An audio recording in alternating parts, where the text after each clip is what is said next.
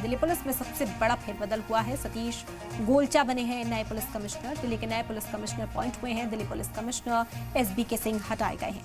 बता दें कि 21 दिन में बदले गए पुलिस कमिश्नर 1992 बैच के आईपीएस है सतीश गोलचा। सीएम रेखा गुप्ता पर हमले के बाद दिल्ली पुलिस में बड़ा फेरबदल हुआ है। तिहाड़ जेल के डीजी सतीश गोलचा को दिल्ली पुलिस कमिश्नर बना दिया गया है।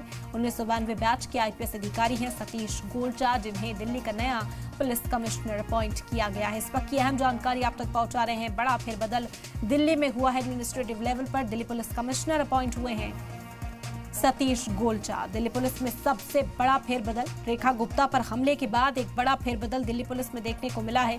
सतीश गोलचा बने हैं नए पुलिस कमिश्नर। दिल्ली के नए पुलिस कमिश्नर अपॉइंट कर दिए गए हैं सतीश गोलचा।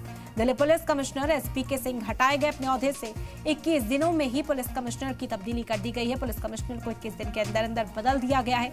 1992 बैच के आईपीएस हैं सतीश गोलचा, जिन्हें ये नई जिम्मेदारी सौंपी गई है।